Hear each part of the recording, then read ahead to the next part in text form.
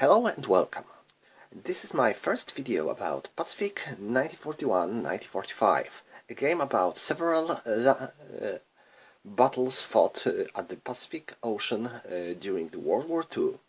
A game covers several battles, some of them pretty small, like the one I'm going to show you today, and two bigger, Saipan and Pelariu.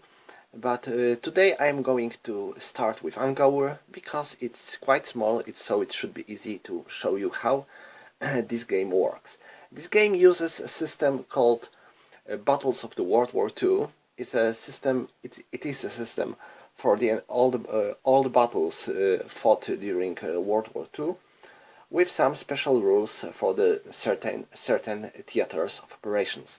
Like, for example, here we will going to use some special rules for the Pacific Ocean War. And like I said, I'm going to start with this battle because it's short, small, and it will be easy to show you how the stuff works. A Battle of Anguar was fought at 17 September 1944.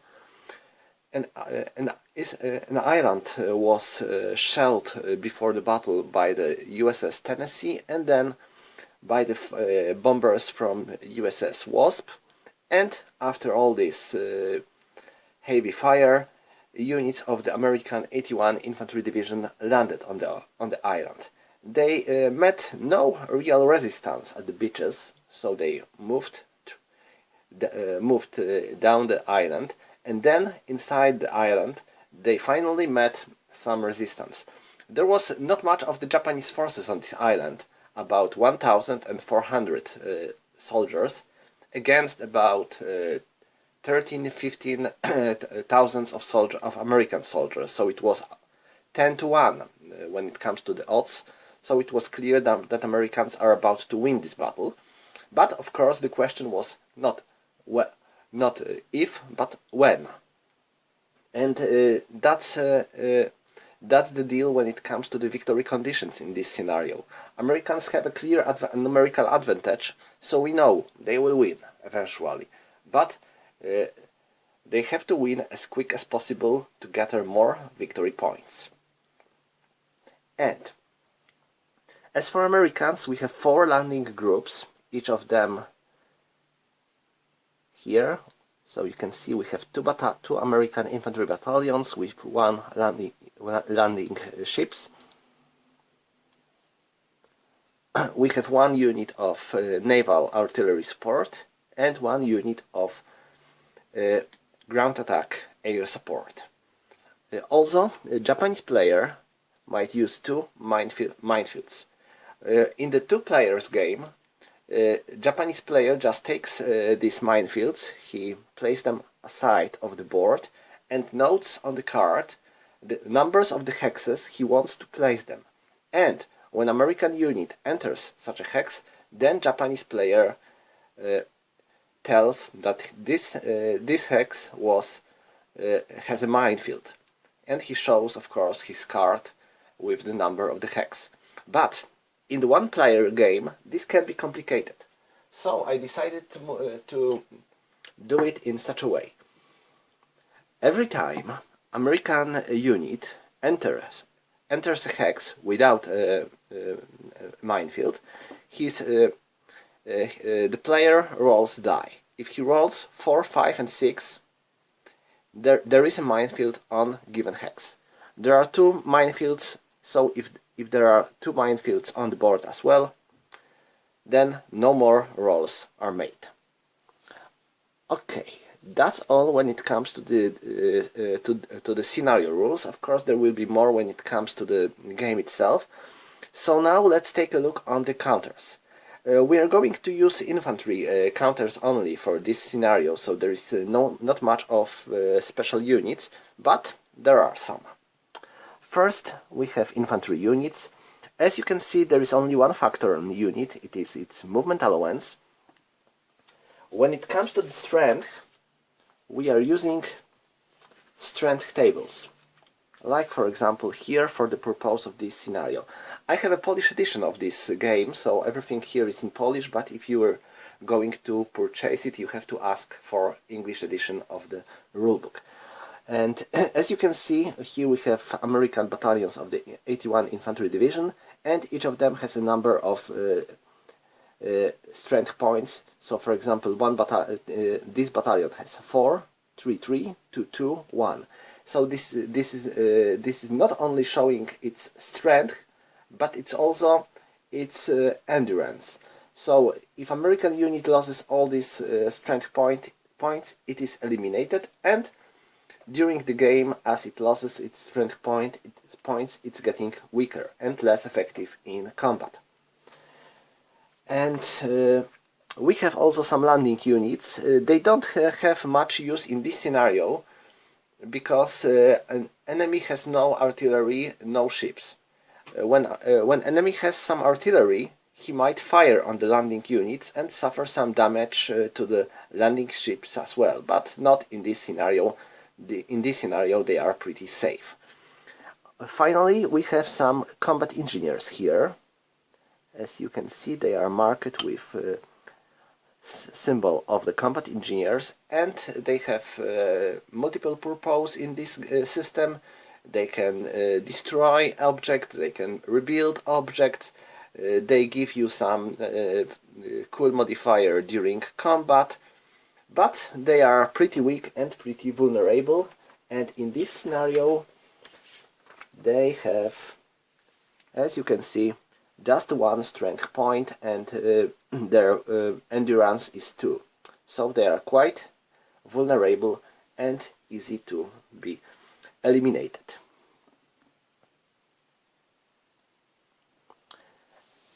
As for Japanese units, we have also, of course, Japanese infantry. We have Japanese mortars. Mortars are just like artillery, but you can see they have a very limited range, only 2 hexes, which is marked here.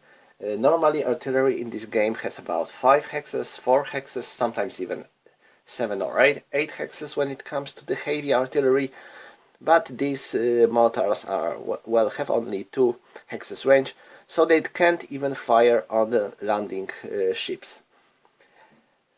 And finally, Japanese player has 1 sniper unit. Sniper unit is also very weak. It has no strength points. It is eliminated if it suffers at last 1 strength point. But when it is attacked by enemy infantry unit, then enemy infantry unit has its strength halved. So even if it's very weak and vulnerable, it can be quite effective in the defense. Also, Americans have 1 naval artillery support. It has 7 strength points, so it can provide support for combat, or it can fire on the enemy units alone. There is also 1 ground attack air unit. It has 5 strength points, and again it can provide support, or it can attack all by itself. So I think that's all. Also, we have, as for this scenario, we have a note that supply is not, supply rules are ignored. So we don't have to care about supply in this game. It is told that Americans have always supply, and Japanese units are already pretty weak. As you can see, they have 2211, 2211, 2211, and their mortars have 2 and 1. So they cannot get much more. And I think that's all. Scenario takes place from 17 September to 24 September. So if player captures Anguar as quick as possible, he gets more victory points, and if he cannot do it since 20th September, he gets negative victory points, because in this game it is advertised to play more scenarios together and then add your total victory points to check your total victory rate.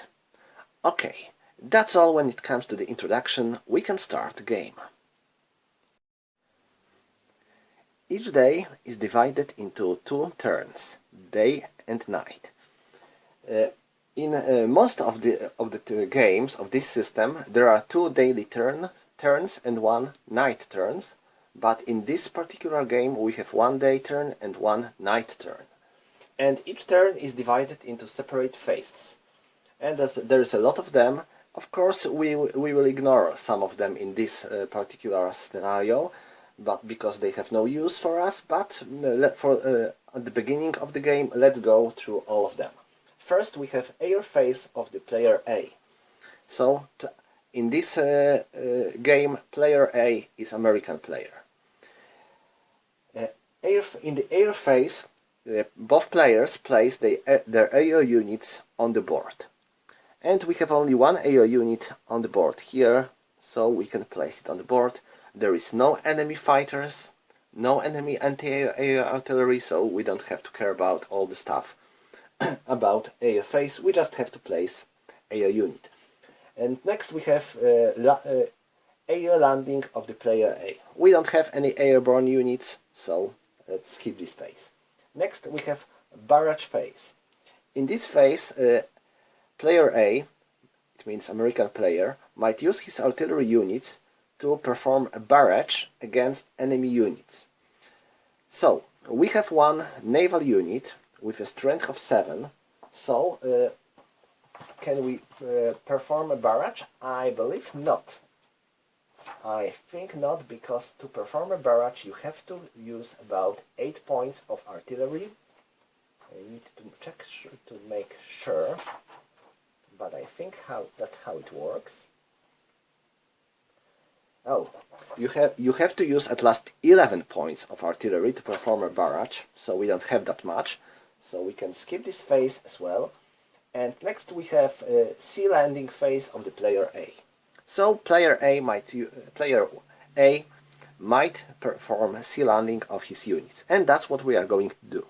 So starting here, these units are landing on this hex, and these units are landing on this hex.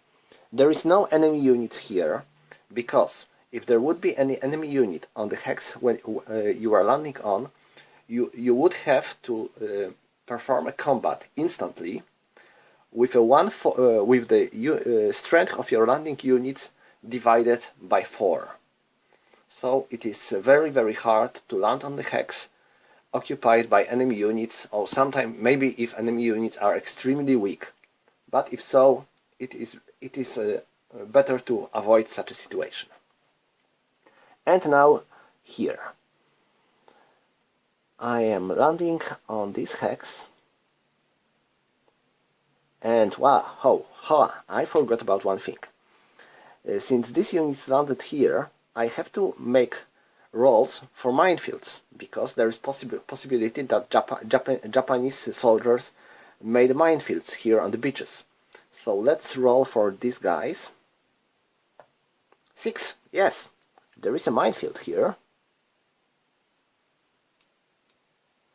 Then for these guys, oh, again, 1 more minefield. These cunning Japanese soldiers place their mines all over these beaches. And these are all minefield counters available for this scenario, so we don't have to care about them anymore. But we have to make rolls for possible losses of these units that landed right on the minefields. So let's check minefield table. It is here. We have to check our unit strength, then roll 1d6 and check losses in the strength points. So we have we have 1 infantry battalion and 1 combat engineers. Oh, combat engineers might be helpful when it comes to the minefields, I believe. So let me check to make sure. Combat engineers 24. Minefields.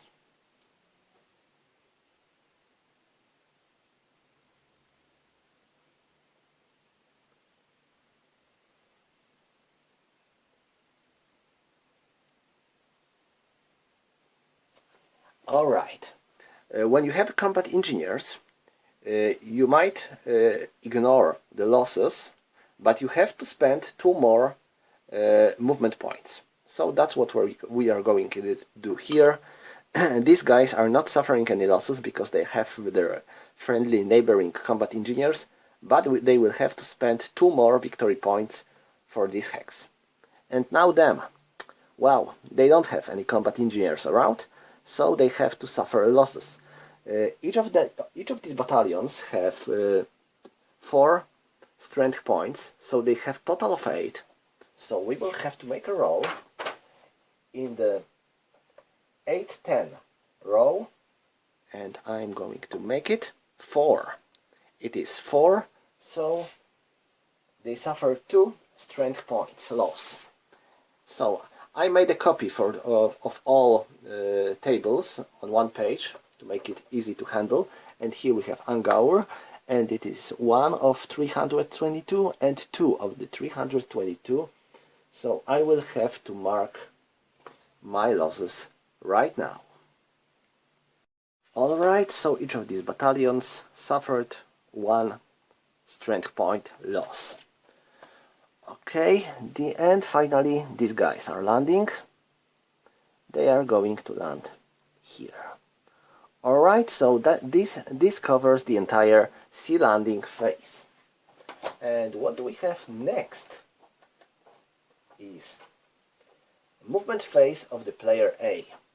So now American player is allowed to move all his units, but since all these units perform at sea landing, they can use only half of their movement points. They cannot move faster, and we have to remember that the units here spent 2 more movement points because of they were on the minefield, and these guys as well. So they both have 5 movement points, and now it was halved because of the sea landing, so it was 2.5, and now they had to spend 2 more movement points because of the minefields, so they cannot move at all. So we can go to these guys only, and now all these hexes are jungle, and jungle costs, let me check, 1 more movement point for infantry. So we have to spend 1 movement point for moving through the terrain, and +1 because of the jungle. So we have to spend 2 movement points to move on such a hex. So I will move this A unit here, this guy is going here, this guy is going here, and this guy is going here, and they are going here. Alright, that's all when it comes to the movement phase of the American player. Yes, we don't have any more units to move, and next we have counter-attack phase of the player B. So, Japanese player is allowed now to move his units that are not in the enemy zone of control 1 hex and to attack enemy units. Sometimes it is very good option because it allows you to attack enemy units before they will be able to attack you. But I think there is no such a situation here. Of course I would be able to move, for example, this battalion on this hex or that hex, but it would be a suicide attack. Yes, I know it would be very Japanese-like, but no, I'm not going to do it. Why? Because this battalion has only, this company, this is just a company, it has just 2 strength points, and these American battalions are much stronger. So attacking on them now would be a waste. So I'm not going to make any Japanese counterattacks, and we are moving on to the next phase, which is combat phase of the player A. And now American player have to attack all the enemy units that are in the zone of controls of his units that are not fortified. So, for example, if this unit would be any of these units would be fortified, then they wouldn't have to attack these Japanese units.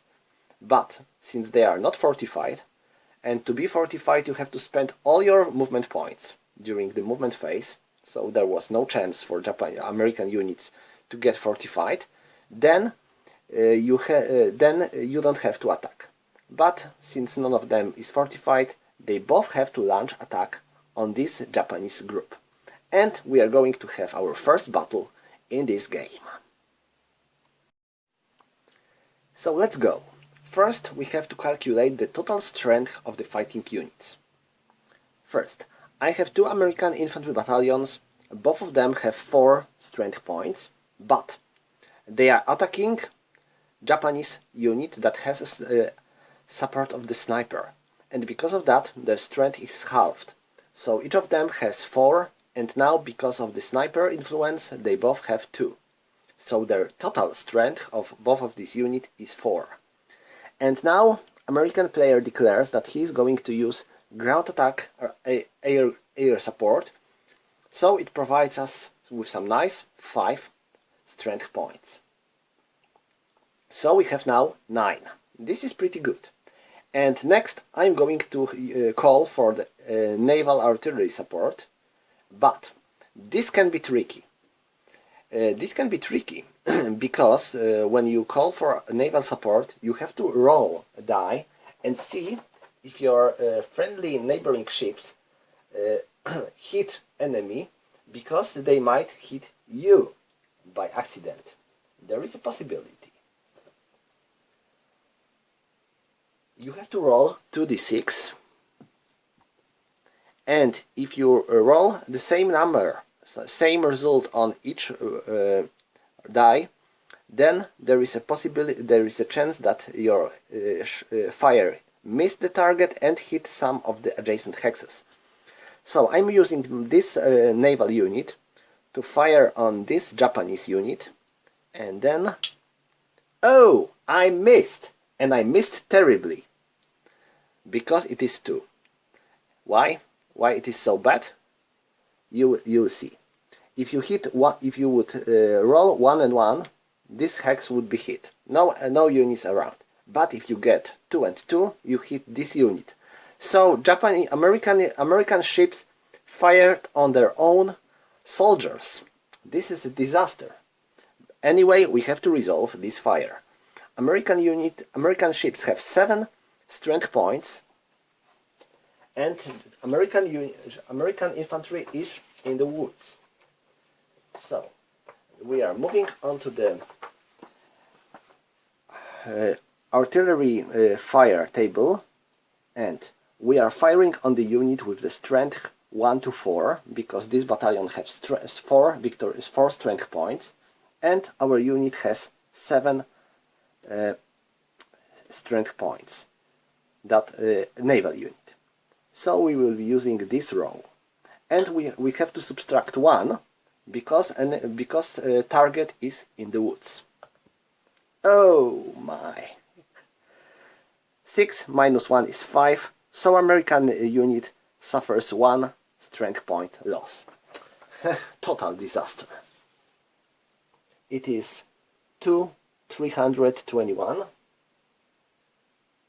Oh my!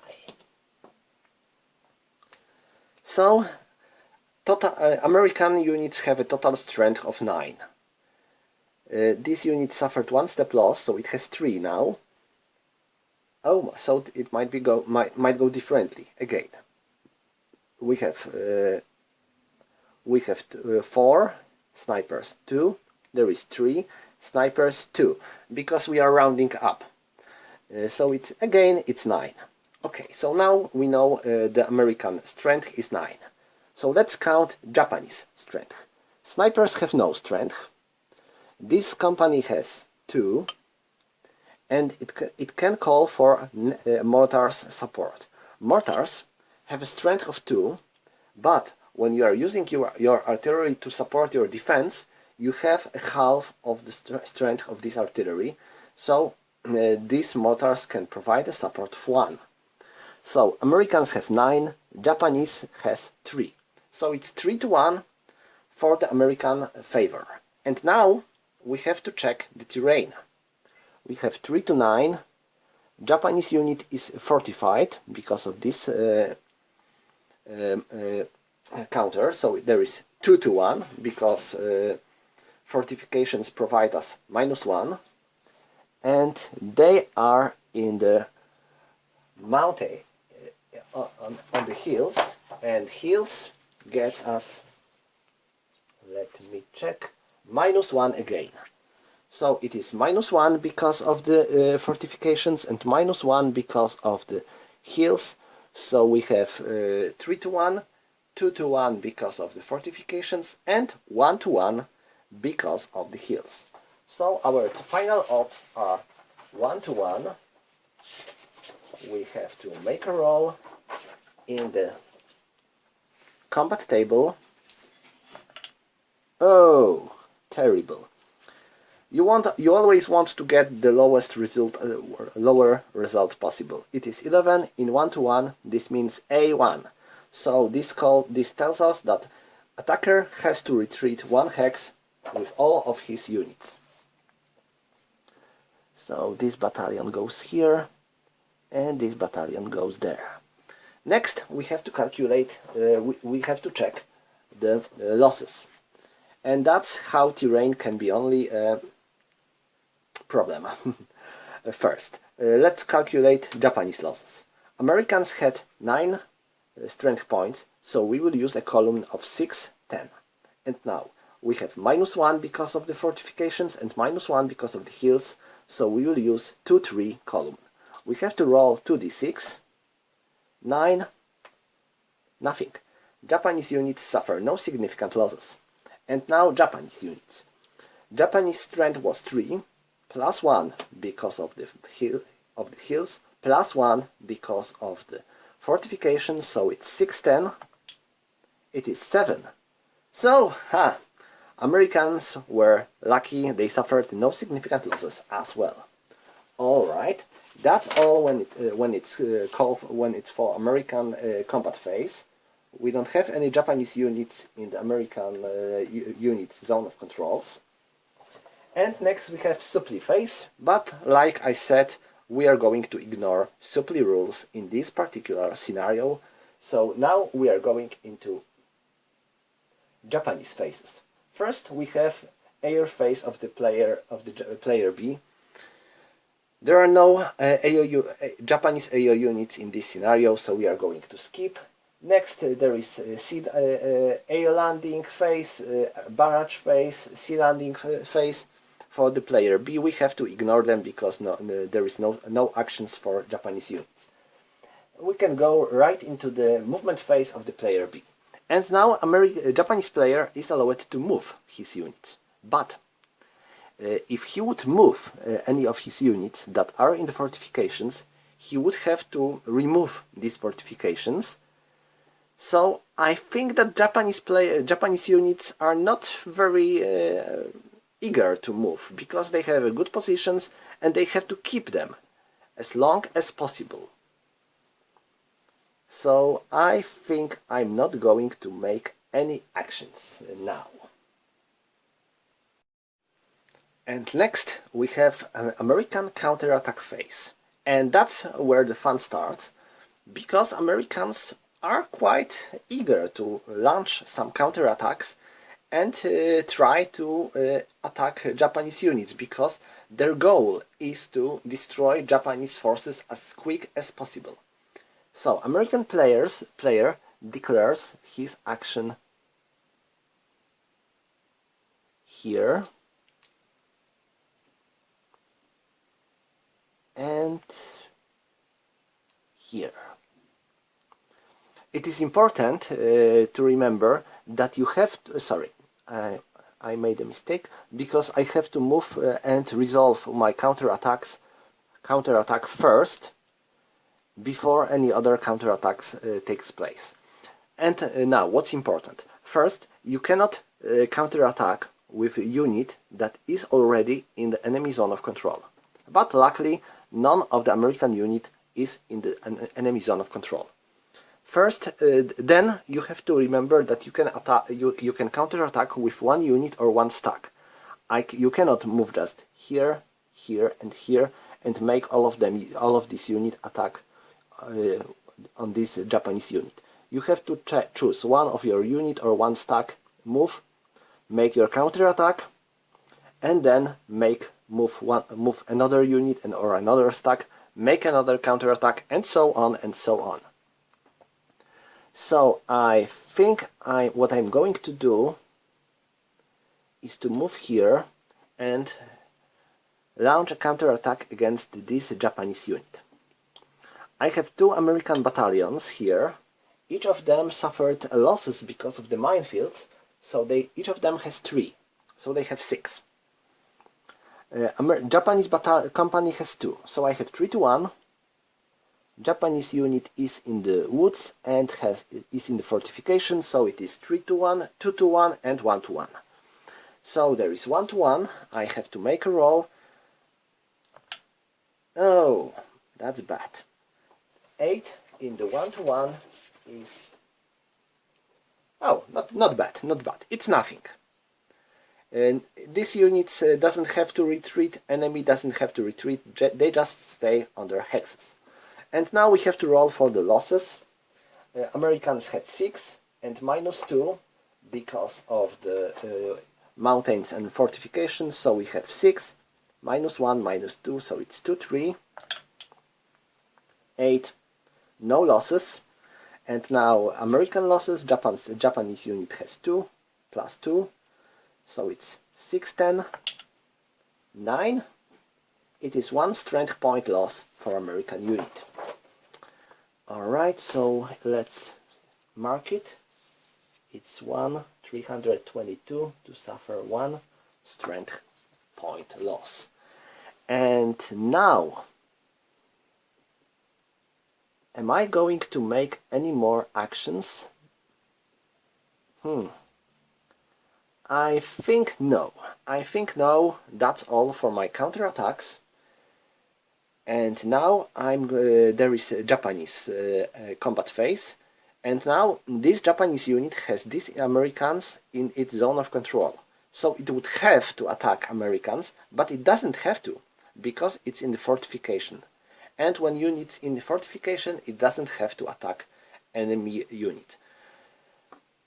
This means that this unit just stays in their trenches, it is well dig in, and it doesn't want to attack stronger enemy units. So that's all for our Japanese combat phase. We are moving into Japanese supply phase, and like I said before, we are ignoring supply rules. So I can remove this AO unit because it doesn't have to make any actions in this turn, and we are ending daily turn of the 17th September, and we are moving into the night turn. So we are starting the turn, the second turn of the 17th September, and it is night turn. Night turns gives us some nasty stuff, makes us much harder to attack, and some other bad things that you are going to see soon. Also, you may ask me why I didn't use these mortars here in this combat. That's because you can use artillery only once per turn. So I used it before in this turn to support the defense of these Japanese forces, so I wasn't able to use it here. Just like with my AO units or my naval support. It was used once for a turn, and it is done till the end of this turn. And now we are starting the night turn. Night turn comes with certain limitations when it comes to the move and combat. First, units that are moving in the night turn are allowed to move only with 1 hex or 2 movement points. So we don't have much to move here. And the combat in the night turn also comes with a lot of limitations. So sometimes it is not wise to move into the enemy zone of control during night turn, because it makes us makes our units must attack enemy, and this is not something you would like to during night turn. So I will keep my Americans here where they are. These guys will move here on this one hex only, and these guys, they cannot fortify themselves. Why? Because they have only two movement points. It is night turn, and they have a total of 5. So they will stay where they are, hoping they will be able to attack this Japanese unit during the night combat. And it is a good chance for me to show you how night combat works and why it is so hard to make it. Alright, so let's first, of course, we have Japanese counterattack phase, but we don't have any Japanese units that would like to counterattack, certainly. And now we have to go on and perform a night combat here. And now, for the night combat, all the units have their strength halved. So each of these battalions have 3 strength points. So now it is halved into 2. So they have 2, and this Japanese company have 2. So we have 4 against 2. And before any other modifiers and other stuff is used, we have to roll 1d6 to check if there are any additional modifiers for the night combat. I'm going to make a roll. It is 2. 2. It provides an additional negative modifier for the attacker with -2. Oh my! So Americans have 4, Japanese units have 2. A Japanese player declares to use his artillery. Artillery can be used in the night turns, but only if it's fortified. This unit is fortified, and it can always provide no more than 1 strength point of support. So these mortars provide us 1 strength point, so we have 3 against 4. 3 against 4 is 1 to 1. No good. And we have -1 for fortifications, so it is 1 to 2. -1 because of the woods, so it is 1 to 3. And -2 because of this negative modifier for the night combat, so it's -4 and -5. So the total odds are 1 to 5. So it is worst possible odds. It is going to be extremely hard. And normally I wouldn't make such a stupid attack, but I wanted to show you these night rules, and that's only that's why I'm doing this. So let's make a roll. It is 9. It is A2. So Americans have to retreat 2 hexes. 1, 2, 1, 2. Alright, and now we have to roll for the losses. Americans had 4. They have -1 woods, -1 fortifications, so they have 1. They have to roll 2 or 12 to indicate any losses to Japanese units. Oh, that was pretty close, but not. And now Japanese units, they have 3, +1 because of the woods, +1 because of the fortification, so it's 610. 5 in the 610, -1 for American units. So American battalions suffer additional strength point loss. No good, no good. And that's all, because we can skip American supply phase. And now we are moving into Japanese actions. So we can ignore all these phases about sea landing, air landing and air stuff, because we don't have to care about them now. and we can move right into Japanese movement phase. And now there is a special rule in the system rules when it comes to the Japanese units that says that in the first night turn of the battle, Japanese units have to attack all the enemy units that are in their zone of controls. And they have to perform suicide attacks. Suicide attack doubles attacking unit strength, but also doubles its losses. But as for now, there are no enemy units in the Japanese units zone of controls, so Japanese units doesn't have to make these devastating suicide attacks. That's pretty good, because they usually end with big losses among Japanese units, and rarely provides us anything good. So that's all for this phase. Sorry, not all. Japanese units are not moving, and now Americans are allowed to make their counterattacks. But they are not going to do that, to perform any, because this is night turn. So Japanese units are not attacking, and we are moving into the next day. Okay, and so we are starting next turn. It is day turn. So I am placing my AO unit. I will be able to use it. I hope this turn will be... Let's hope it will get better, because day one of the combat was, well, disastrous. Alright, so I'm going to go straight into the movement phase, because we don't have any sea or air landings here. So this battalion goes here, these combat engineers go here, this battalion go here, and this battalion goes here. Okay, so now these guys, 2 movement points, because clear terrain and the woods, so we have 1 plus 1, so we have 2. And here, again 2 movement points, I have 5, so I can move here. They go here as well, so I have all of both of them moved, and now them.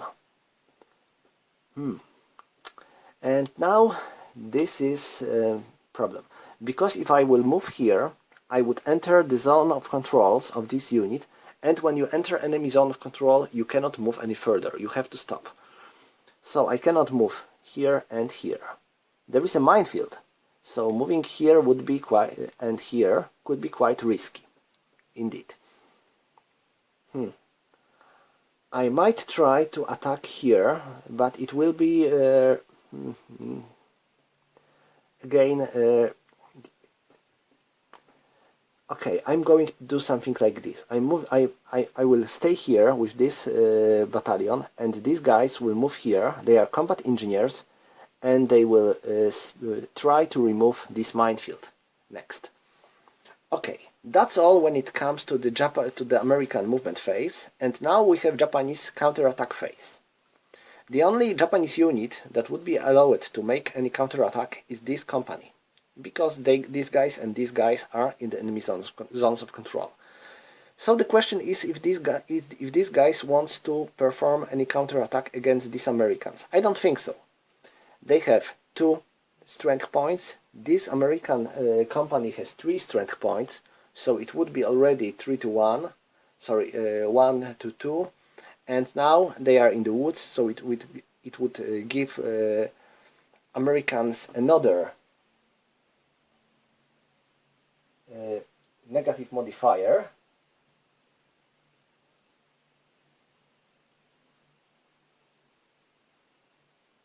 But, well, like I said before, Japanese units are allowed to make suicidal attack. So I'm going to do so. Banzai! So I have to remove these fortifications. And now they are going to banzai these Americans. They have 2, so now their strength is doubled, so they have 4.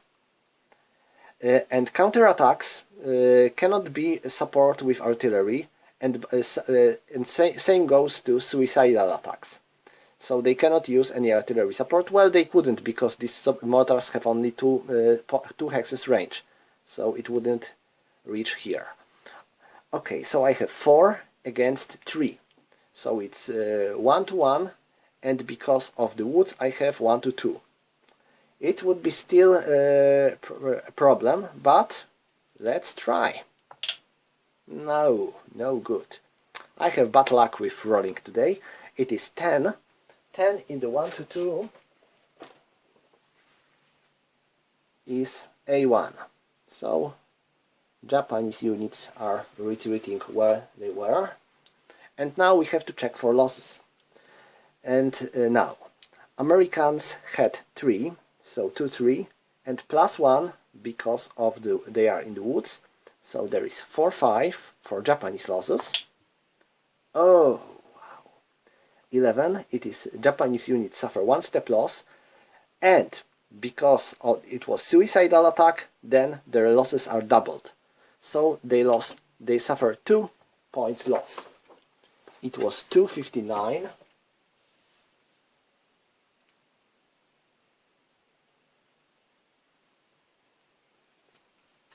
And now we have to check for American losses. Japanese unit had 4, -1 because of the woods. It is 2-3, 6. No significant losses for Americans. And that's all when it comes to Japanese counterattacks. And now we are moving into American attacks. Okay, let's go, Joe. I will start here, and I will use this ground air attack. So I have 5, and I have to remember about these snipers. So I have 5, 2, so it's 7, 2, it is 9, 2, it is 11, and these are combat engineers, they have 1, so it is 1, so it is 12. I have 12 against 2. I am calling for mortars, so I have 12 against 3. 12 against 3, it's 4 to 1. And my combat engineers provide me +1, so I have 5 to 1. And 5 to 1, 4 to 1 because of the fortifications, and 3 to 1 because of the hills. So it's 3 to 1, it is 8. So now I think Japanese units would have to retreat. 3 to 1 is 8, is B1. So Japanese units have to retreat 1 hex, but Japanese units have their special ability that allows them to ignore a retreat and suffer 1 strength point loss instead, but stay on their place. So that's a Japanese unit is going to do. This company here, 159, suffers 1 step loss, but keeps its position. Alright, so they lost 1 strength point, they have still 2, 1, 1, and they are still keeping their position. Alright, so now we have to roll for our losses. First for Japanese losses. Americans have 12 strength points, so it's 11, 15 verse. We are going down 2 verses because of the fortifications and because of the hills, so it's 4, 5, 4. It's -1, so Japanese unit suffers 1 more strength point, so it is 2. And now for American units, Japanese had 3 strength points, +1 because of the fortifications, +1 because of the hills, so it's 6, 10, it is 7. No losses. Now Americans finally are quite lucky. Good. So that's for this combat, and next I'm going to attack here. And I will call for my naval support, hoping it will be much more effective now. So I have 1 322 and 2 322. They have total strength of 6. And now let's go roll for the naval support. Ooh. Oh, that's a good roll. So no friendly fire. So I have 4 plus 7. So I have 11. 11 against 2 is 5 to 1. It's 5 to 1, 4 to 1 because of the fortification, and 3 to 1 because of the woods. So it's 3 to 1. Good roll again. It's 4. It is B2. So Japanese unit has to retreat 2 hexes. Of course, Japanese unit might just stay here and suffer losses if he wants to, but suffering 2 strength points can be a problem. Even so, I think I will suffer these 2. It is 3, hoping that they won't suffer any more losses during this combat. So now we have to roll for Japanese and American losses. Americans had 4 plus 7, it is 11. Minus 1 because of the fortifications, minus 1 because of the woods, so it's 4, 5. Oh, now Japanese are happy because they suffered no additional losses. 7 means no losses, and now American losses. Japanese units had 2 plus 2, it is 6, 10. No losses for Americans as well. Good. Alright, so that's all for Americans in this turn, and now we are going to Japanese units. Actions. So I have to remove this air support, it was used already. And now what Japanese forces might do. I think I will spend my entire movement points to fortify this unit. It was unlucky with its suicidal attack.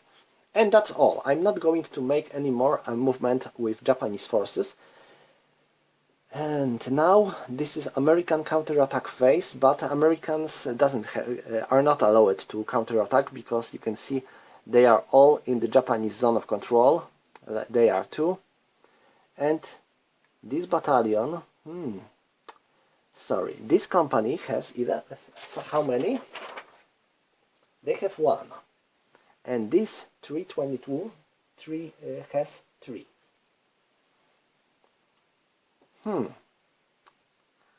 I am quite tempted to try counterattack here.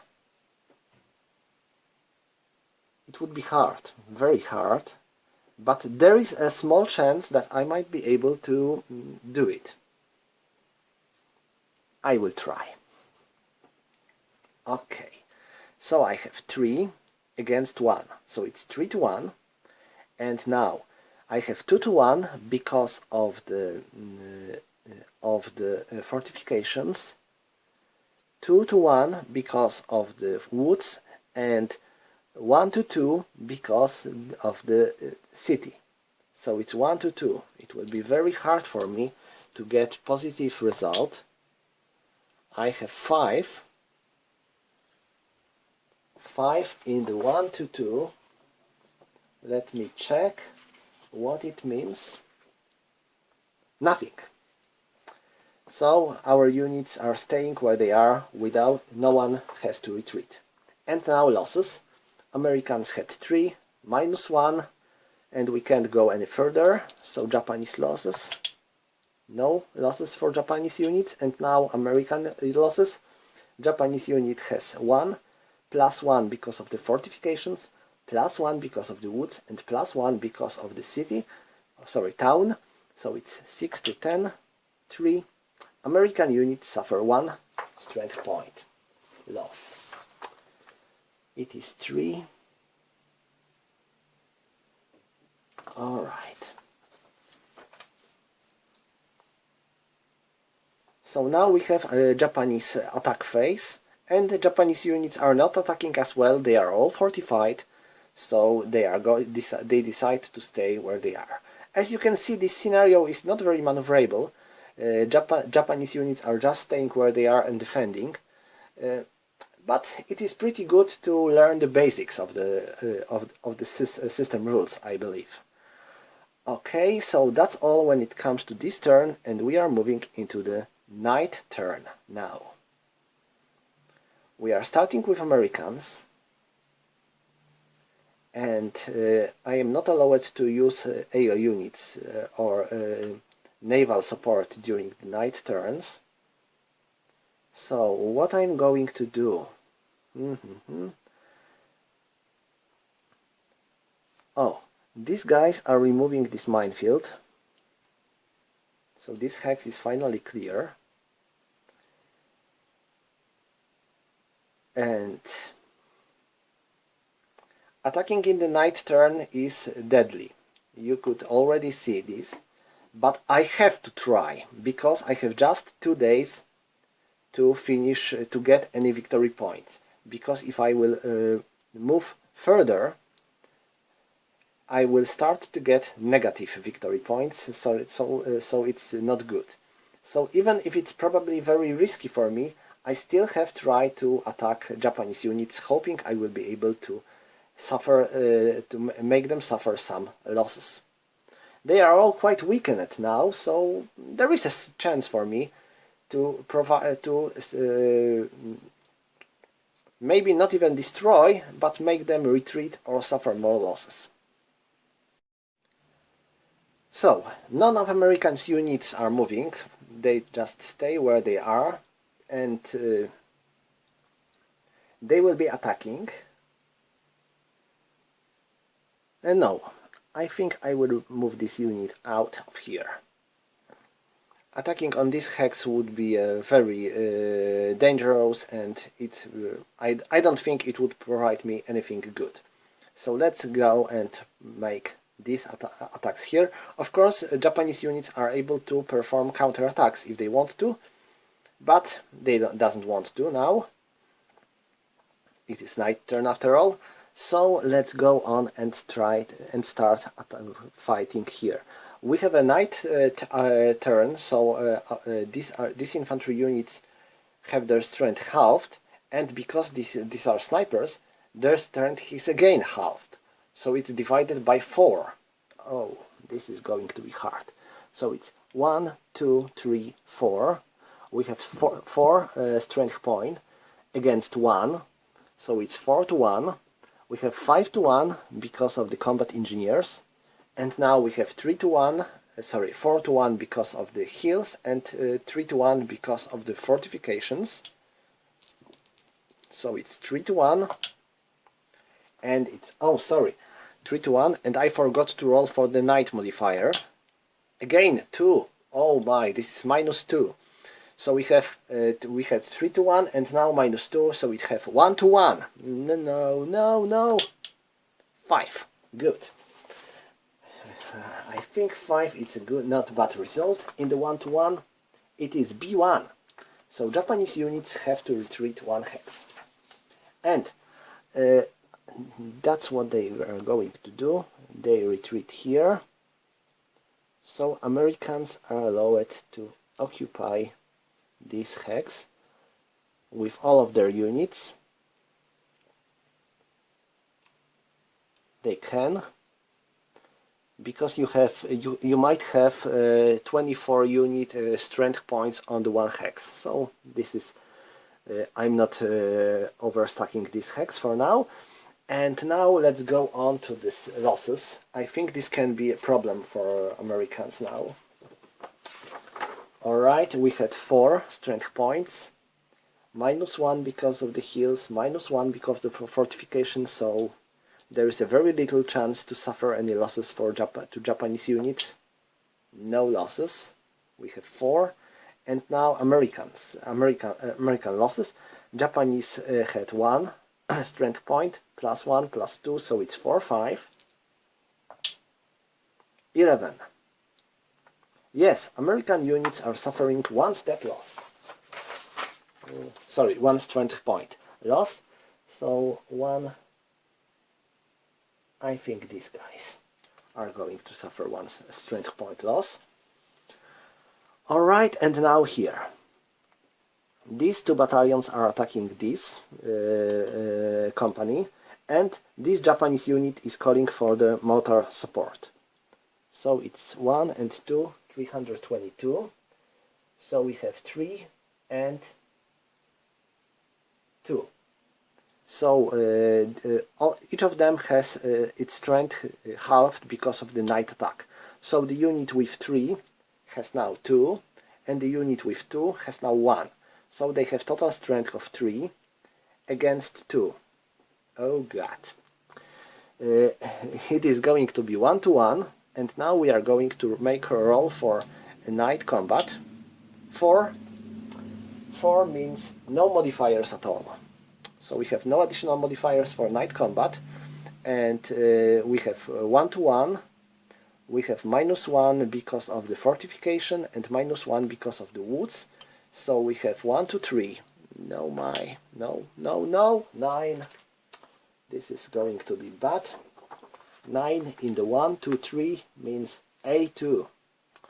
So they have to retreat 2 hexes. These poor guys. And now, they had a strength of 3 and -1, -2. It is the last verse. No losses for Japanese units. And Japanese unit has 2. Plus 2, it is 6, 10, 9. 1 strength point loss for Americans. You may tell that I'm not playing this very well, but yes, my goal is to not show you how to win, but to show you as many situations as possible. So if I would play to win, this game would probably go otherwise, but I'm trying to show you as many situations that might happen during this game. Alright, so that was all when it comes to American attacks. Next we have American supply phase, we are ignoring this, and we are going right into Japanese actions. So let's start with Japanese movement phase, and now I'm going to retreat here. That's all I can do. And I'm not going to make any attacks with Japanese units, and the question is but first the question is if I'm going to make any counterattacks with Americans. I am again quite tempted to move the entire stack here and to launch attack on these Japanese forces, but they are in the mountain, so they would get additional modifier for the mountain, and mountain gets us, oh my, -3. It would be very hard to attack this hex with the strength halved because of the night, So no, I'm not going to move there. I'm not going to make my counterattack, and Japanese units doesn't have to attack. So that's all for this day. And we are moving into day 3. Okay, I will start with my ground attack AO units. They will provide me some modifier, I hope. Okay, and now what I'm going to do now. Let's go straight into American movement phase. I'm going down the road, here, 1 movement point, and now here to get to spend 2 more movement points. Why I'm not moving here? Because there is a marsh, and marsh always halves the strength of the attacker. So it is not quite good idea to move here, and these guys go here, and these guys go here, while this stack just moves here.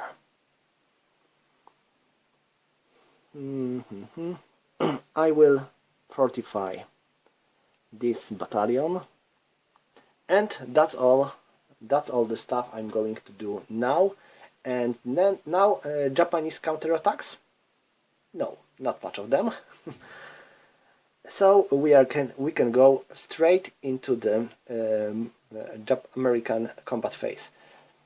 I can tell you that counterattacks are very effective in the other games of this system, where there is where there is a big boards, a lot of terrain, and a lot of units. So sometimes when enemy attacks you from the multiple hexes, it is a very good idea to launch a counterattack of some of your units around because it might make some of the enemy units to not attack your unit during their combat phase. But here we haven't much stuff to do. Maybe in these bigger battles, because like I said, there are bigger battles in this game as well, like Saipan, for example, where there is much space and much more stuff to do. But here we don't have much space, so this is pretty small yet bloody battle, as you can see. Alright, let's go on, and I'm going to start my combat here. Again, these nasty snipers. And of course my trusty ground attack aircraft support. So let me count my strength. They have 4, so they have 2. They have 3, so they have 2, so 4. They have 4, so they have 2, so I have 6. And these snipers have 1, so I have 7. 7 plus 3 is 12.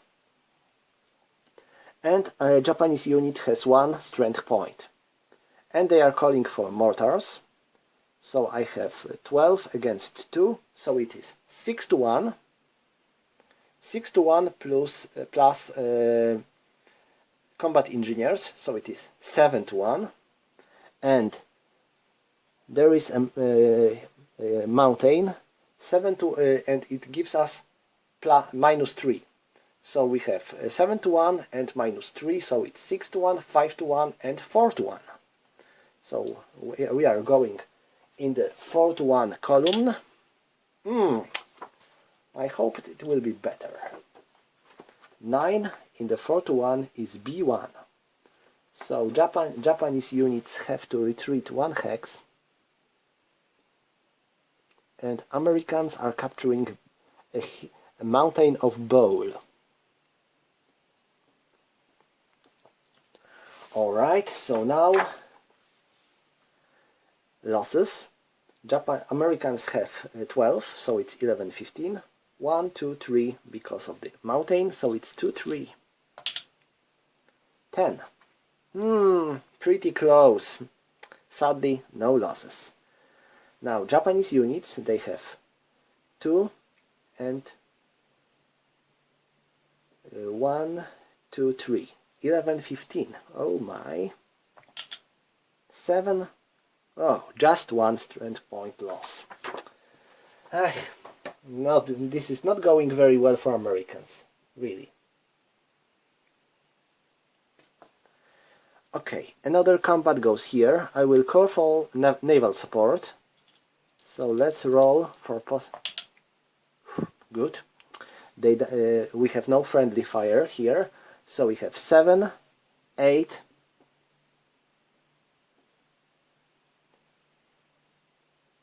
10 and 12. So 12 against 1. So we have 10 to 1, 10 to 1 and 9 to 1 because of the fortifications and 8 to 1 because of the woods. So it's 8 to 1, it's 9, 8 to 1 and 9, it is B2. So Japanese unit might retreat only 1 hex. They can go here, they can go here, so right here. And so because of that they have to suffer 1 strength point loss. It is 3. And Americans are capturing this hex. Okay, so now let's calculate the Japanese losses. Americans had 11, 15, and -1, -2 is 4, 5, 10, 1 strength point loss. So because of that, Japanese unit is eliminated. But even so, we have to check if it was able to suffer, so to make Americans suffer. One strength point and 1, 2, so it's 4, 5, 9. Yes, they had their revenge, making Americans pay with their blood. Alright, so that's all when it comes to American combat phase. Next we have American supply phase, and so this gets us nothing. And we go right to the Japanese actions. Japanese units are pushed to the wall, or maybe to the beaches, I would rather say, so they don't have much stuff to do. They just have to stay where they are. Americans cannot make any counterattacks as well, because they are in the Japanese zone of controls. So I think that I can just end this turn and go right into the next turn, which is night turn. And now the question is if Americans are going to make attacks during the night turn. Well, without naval support and artillery support, this can be complicated. But let's start from the beginning. We are starting with American actions, and first we have American movement phase. So I think I will move the battalion here.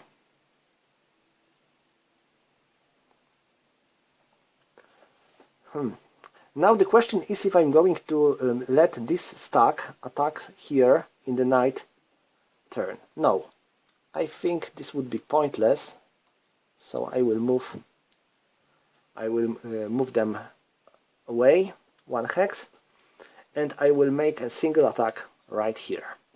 Okay, so let's go with no Japanese counterattacks? No. So I will just make a single attack here. So my strength is halved again, so I have 1, 2, and this battalion has 4. So they have 2. So it's 2, 3, 4, 5. So I have 5 against 1. So it's 5 to 1. Oh no, there are mortars here, but well, they were used. No, they weren't used in this turn so far. Okay, so I can use them. So it's 5 to 2. So it's 5 to 2. So it's 2 to 1. We have 3 to 1 for combat engineers, and now I have to roll for the night combat. 5, this is nothing. So we have 3 to 1, and then we have 2 to 1 for the fortifications, 1 to 1 for the woods, and 1 to 2 for the town, because there is a town. So it's going to be very hard for Americans. Oh, but they have 6. Let me check what 6 gives us. Still a 1. So Americans have to retreat. I was hoping I will be able to just stay on this hex, but no. Okay, so let's go for the losses. Americans had 4, 5 and -3, so it's 1.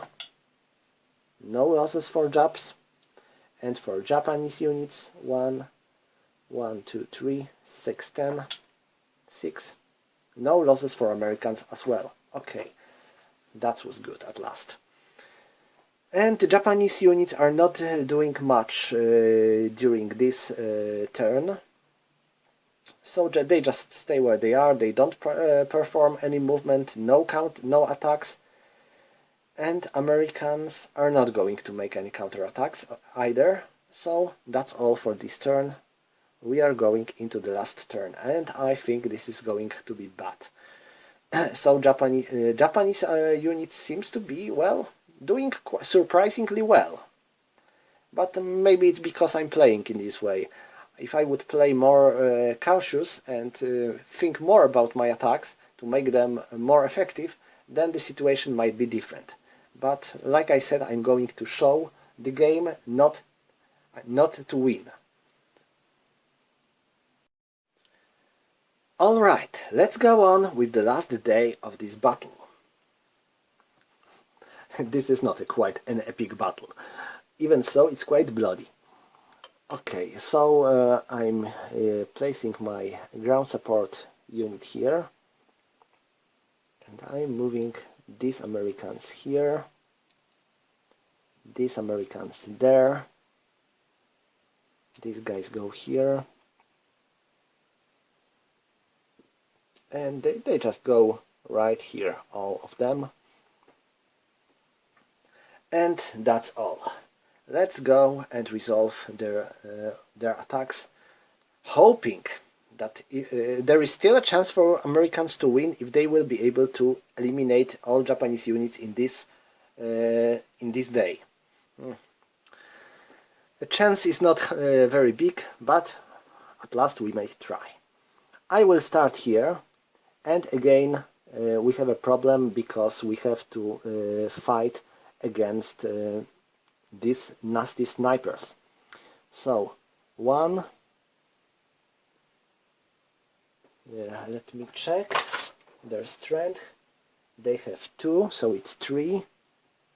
They have 2, so it's 1, so it's 4, and it is 6. Sorry, it is 4, so they have 2, so total strength is 6. 6 plus 5 is 11. And now, sorry, it is 11, it is 1, 2, so it's 11 to 2, it's 5 to 1, 5 to 1, and minus 3, sorry, not minus 3, it is not a mountain, it is a hill. Hill gives us 1, so it's 5 to 1, minus 1 because of the fortification, and minus 1 because of the hill, so it's 3 to 1. 7. 7 in 3 to 1 is B1. So Japanese units have not cannot retreat because all the hexes of their possible retreat are in the enemy zone of control, here, here, or here. So they have to suffer one strength point loss, and each of their units. So these guys and these mortars as well.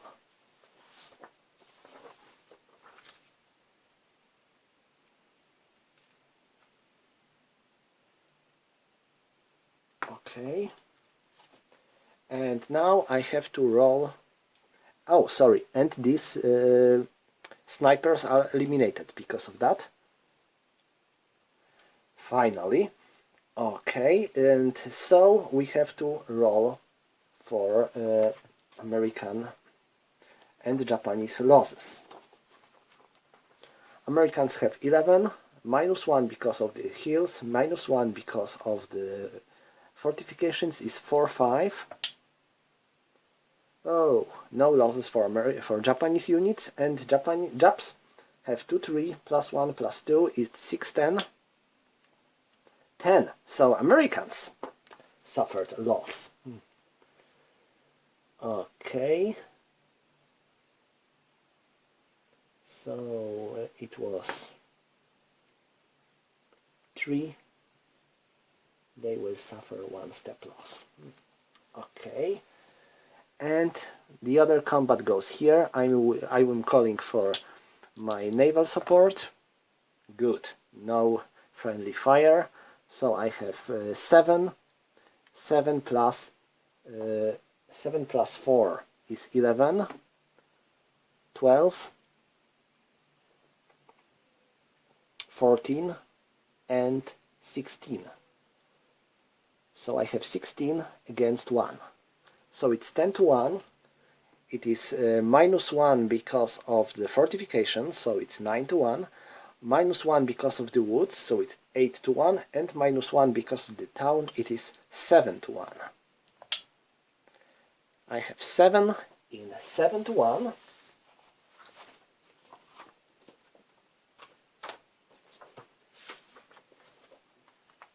It is B2, so defender has to suffer 2 strength point loss if he cannot retreat, and of course he cannot, because you can see he cannot enter into the enter the ocean, and this hex is in the enemy zone of control, so Japanese unit has to suffer 2 strength point loss. So it is eliminated.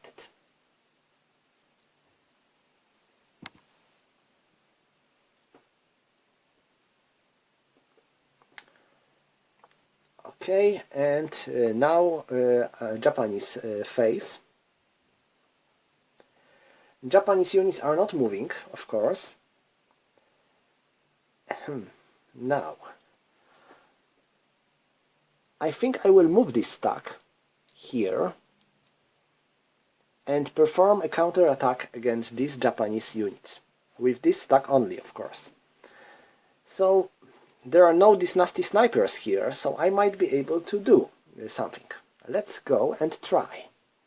I have 2, 4 and 5. So I have 5 strength points against 1, 2. So I have 2 to 1, 3 to 1 because of the combat engineers, 2 to 1 because of the heal, and 1 to 1 because of the fortification. So it's 1 to 1. No, 8. 8 means nothing. They just stay where they are. With no one has to move. I really hope that I will make them to retreat, because if they would be able to force to retreat, they would have to suffer losses and they would be eliminated. But nothing like that. So let's go check for their losses. There is a small chance they will suffer any. Americans have 5. Minus 2 is 1. Oh, my. A disaster, a disaster. Okay. So, Americans had 4, 5, minus 1 heal, minus 1 fortification. And now, American losses. Japanese has 2, 1, 2, 6, 10. 7, no losses for Americans. And this concludes the last day, and we have last night turn of the battle. And this is going to be decisive turn if Americans will be able to eliminate all the Japanese units or not. Alright, let's go and straight into American movement phase. I am moving this battalion here. These units cannot provide us support during the night, and all we have to do is to try our last attack against this Japanese unit. This is night turn, so we have to remember that we have to divide our strength. So let's go and check. They have 2, 3, 4, 5, 6, 8, 9, 10. So I have 10 strength points. Next I have to count the Japanese units. They have 1, 2. So I have 10 to 2. It is 5 to 1. I have 6 to 1 because I have combat engineers involved. Next I have to roll for night modifier. Oh no! This is the worst result possible, I believe. I need to make sure, but I think it is.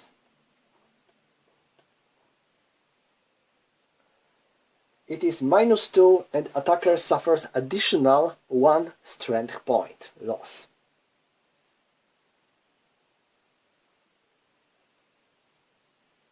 Okay, so it was I had 6 to 1. And now I have -1, sorry, I have 5 to 1, 4 to 1 because of the night combat modifier, 3 to 1 because of the heal, and 2 to 1 because of the fortification. I'm going to reroll because it fell. 7. 7 in the 2 to 1. And now let's check. It is B1. It's good. So Japanese units cannot retreat because there are only ocean hexes available, and this hex is in the enemy zone of control, so each of them has suffered 1 step loss. So here and here and all the Japanese units are finally eliminated. Finally. And now we have to calculate our victory points. So, we might manage to do it, to clear the Anguar till the end of 20 September, so we get 8 victory points. But from this number we have to subtract a number of the American strength points lost. So I have to 1, 2, 3, 4, 5, 6, 7. I lost 7 victory points, and because of that Americans gain only 1 victory point. This is very, very minor victory, very close to the draw. So it doesn't go quite smoothly and well for Americans, as you can tell. If I would play to win, then I would probably go better. Well, a Japanese player has a good luck with rolls, I believe. Even so, I hope I was able to show you basics of this system. I might do some more videos about it later. As for now, that's all. Thank you for watching.